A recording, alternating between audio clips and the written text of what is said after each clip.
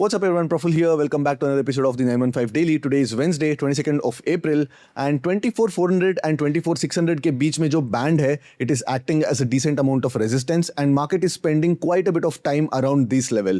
And कल एक decisive close मिला था 24,500 के ऊपर, but today it again the markets gap down and markets are closing somewhere around 24,350. Nothing major, kind of an uneventful day because markets आज भी एक narrow range में पूरा दिन trade किया. For the majority part of the day, the market stayed in a small 100-point range and there has not been any significant expansion in the walls as well. And in a way, this is a good sign because markets जितनी देर 24,500 के आसपास consolidate करेगा, आने वाले दिनों में उतना ही strong breakout आएगा. And at the same time, the market looks like it's waiting for yet another confirmation of another round of positive news where the markets can start trading above 24,500 and inch towards 25,000. But the geopolitical situation is as chaotic as it can be because morning Trump tweet करता है everything is good, ceasefire is going to extend and we are going to have a deal with Iran. But again शाम को tweet करता है that he is giving a 48-hour deadline. So nobody knows what is the situation, but the markets are still holding strong about 24,000 levels. And to talk about tomorrow's Sensex expiry, the straddle opened at 850, almost 250 points का एक overnight crush मिला था.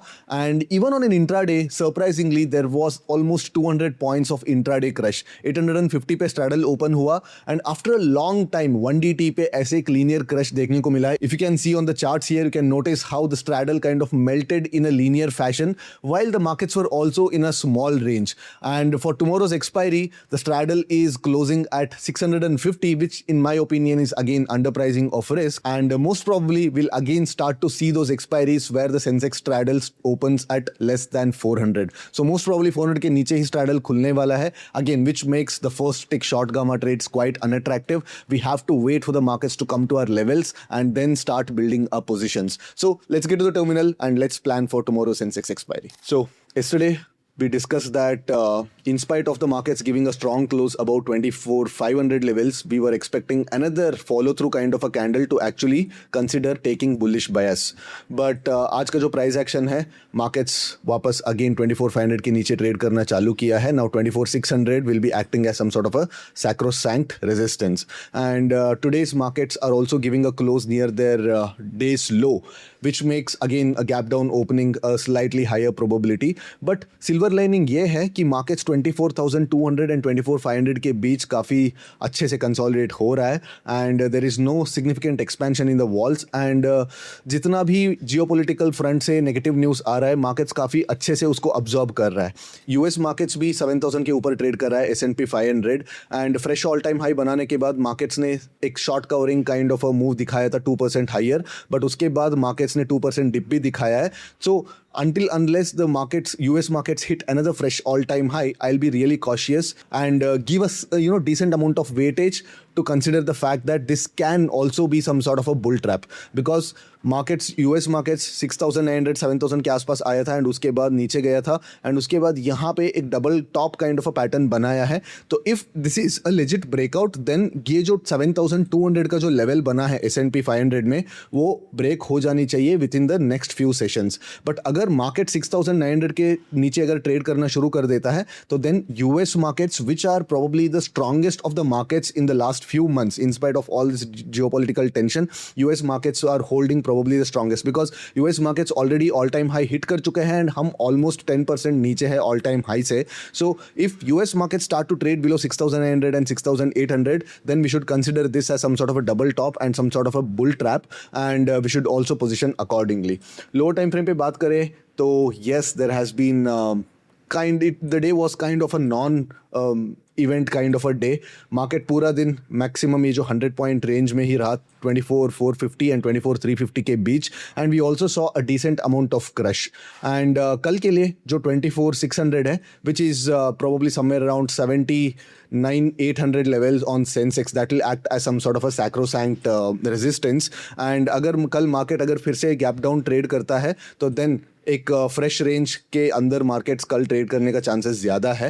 And अगर हम Sensex की expiry की बात करें तो कैन नोटिस दैट 800 के आसपास स्ट्रैडल जरूर ओपन हुआ, 850 पे ऑलमोस्ट 250 पॉइंट्स क्रश के साथ ओपन हुआ and I was not expecting the straddle to close below 750 but surprisingly the markets have closed at 650, straddle 650 पे क्लोज दिया है which in my opinion again is an under pricing of risk because आज रात को अगर थोड़ा भी एक नेगेटिव न्यूज़ आ जाता है then the markets will open with a big gap up और a gap down and then the option writers will be running for cover. So I'm not a big fan of taking this kind of overnight risk, especially when the premiums are pricing absolutely no risk at all.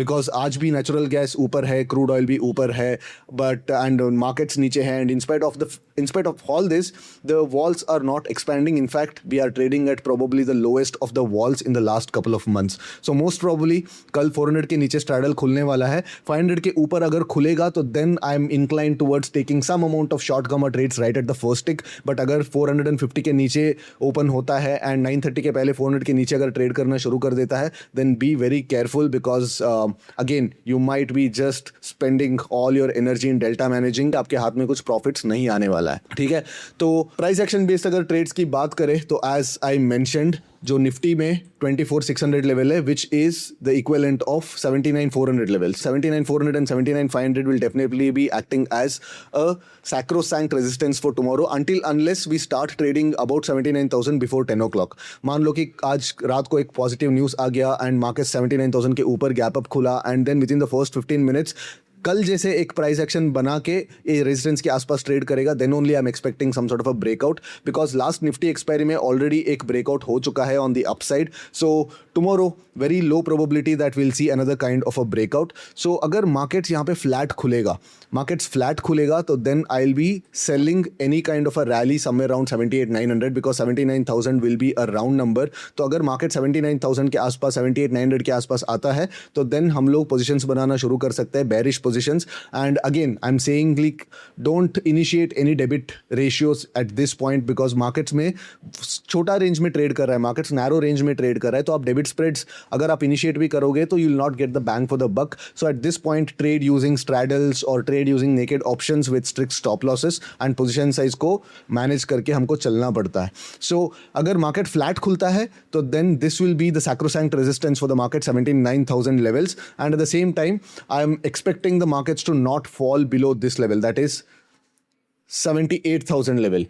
So 1000 point का एक wide range है but depending upon where the markets going to open we have to again further revise our range. अगर market gap down खुल जाता है तो then this level यहाँ पे जो दिख रहा है you can see that there are multiple touch points here and यहाँ पे काफ़ी अच्छा फेयर प्राइस डिस्कवरी हुई है. तो this level will be acting again 78,500 जो लेवल है it will act as a resistance. तो अगर मार्केट 78,300 78,200 के आसपास खुलता है तो then any pull back toward 78,500 यहाँ पे मैं पैटर्न देख के मैं बेरिश ट्रेड्स इनिशिएट करने वाला हूँ and at the same time 78,000 के अगर आसपास आता है मार्केट तो then I will be shorting at the money put option expecting the markets to bounce from that because last expiry में भी मैं एक रेंज बाउंड डे एक्सपेक्ट कर रहा था बट रेंज बाउंड डे जरूर हुआ but after the first 40 minutes of market action first 40 minutes में मार्केट एक trend kind of a day दिखाया, ब्रेकआउट हुआ and markets most of the time it spend somewhere around 24,500 in Nifty terms. So कल भी range bound kind of a day ही होने वाला है एंड सेंसेक्स अगर आज का बात करें तो यू कैन सी दैट 750 से लेके 78,400 के बीच बेसिकली एक 350 पॉइंट में ही पूरा दिन रहा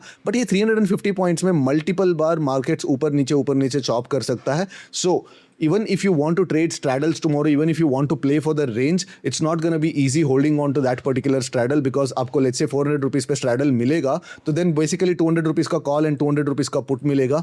So at one point this 200 rupees का call will go to like 400 rupees and then again this it will come back to again in the range basically जहाँ पे जिस strike पे आप straddle initiate किए हैं तो उसी strike पे market आ सकता है. So it's very important that you size your positions appropriately so that you can hold on to these kinds of skewed positions. Basically call 400 rupees चला जाता है and put 40-45 rupees पे रहता है और the other side is also true. Put 400 rupees पे चला जाता है and call 40-45 rupees पे.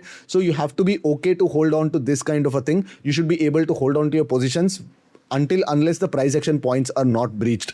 तो size it well, size it small, and अगर market इसके नीचे ट्रेड करना शुरू करता है, let's say market flat open हुआ, flat open होके 945 के पहले अगर ये breakdown हो गया, तो then don't initiate any put short positions, तो go in the direction of the trend. basically like हम लोग इस day high का जो first 5 मिनट का high है that and उसके ऊपर वाला जो कॉल से हम लोग शॉर्ट कर सकते हैं, एंड जैसे मार्केट इस रेंज के वापस आएगा तो then we can add the puts and try to make it a strangle और a straddle depending upon your risk appetite. ठीक है. What in the case of a big gap up और a big gap down, अगर एक बड़ा gap up खुलता है, let's say like आज का जो हाई है उसके ऊपर अगर ट्रेड करना शुरू कर देता है, तो then I will be first playing for this range, first 1.5 hours इस रेंज में प्ले करने के लिए डिसाइड करूंगा.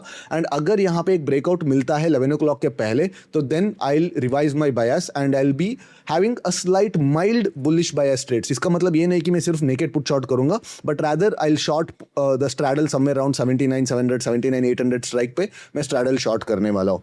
ठीक है. बट लेट्स से मार्केट यहाँ पे गैप अप खुला, गैप अप खुल के मार्केट इस रेंज के अंदर फर्स्ट 15 मिनट्स में आ जाता है, तो then this will be my place where I will initiate some sort of a mean reversion trades यहाँ पे. But mean reversion trades initiate करने से पहले लोअर टाइम फ्रेम पे make sure that a W pattern और a liquidity sweep is observed. ठीक है. उसके बिना ट्रेड मत करो, wait for the patterns, because ऐसा नहीं कि लाइक फर्स्ट टाइम मार्केट आता है तो like you will get decent premiums, because कुछ भी होने दो, मार्केट अगर इस रेंज के अंदर कहीं पे भी मतलब ओपन होता है, रादर इस एंटायर रेंज के अंदर इस 1500 पॉइंट्स में कहीं पे भी मार्केट ओपन होता है, तो you will not get straddle more than 450 rupees open tomorrow. So don't be in a hurry to actually build your positions. ऐसे खास डीके नहीं मिलने वाला है, तो wait for the markets to come to your levels and then initiate the positions. Alright, I will see you again after tomorrow's expiry. Till then take care, bye bye.